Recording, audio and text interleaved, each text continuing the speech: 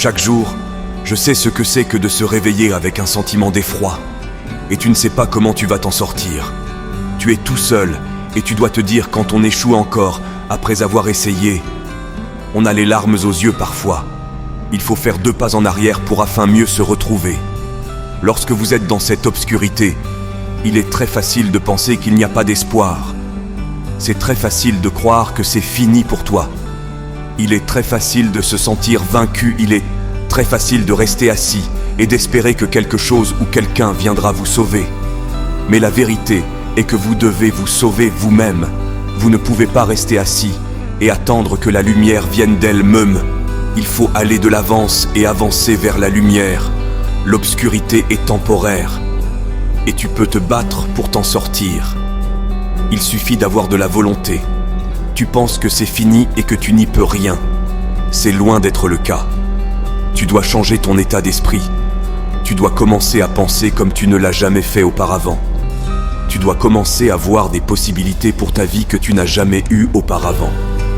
Pour franchir tous les obstacles qui se dressent devant toi, il faut être fort. Vous trouverez un moyen et il y a toujours un moyen de passer au travers de tout ce qui se trouve devant nous. Tu dois juste te défendre ce en quoi tu crois et de ne laisser rien te faire changer d'avis. C'est ta vie, c'est ton rêve. Personne ne se battra pour ce que tu veux plus que toi. Personne ne se battra pour ce que tu veux plus que toi. Si ça doit arriver, c'est à toi de le faire en sorte que ça arrive. Tu peux te concentrer sur les moyens de gagner et arrêter de se concentrer sur les façons de perdre.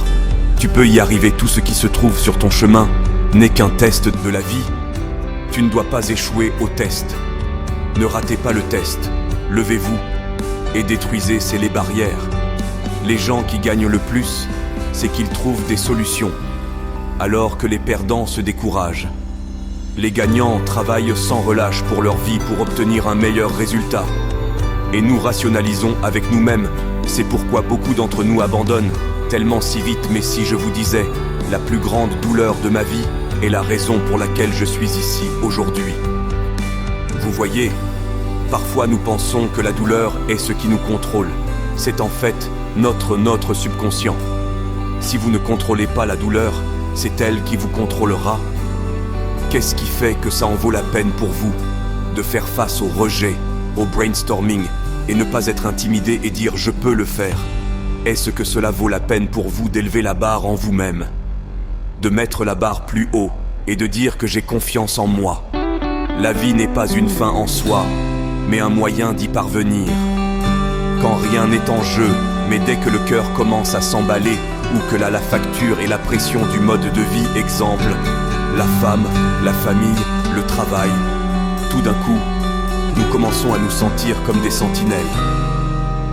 Je ne veux pas être cette personne qui est géniale quand tout va bien, mais quand quelque chose va mal, ils s'enfuient et ils ne veulent rien avoir à faire avec ça.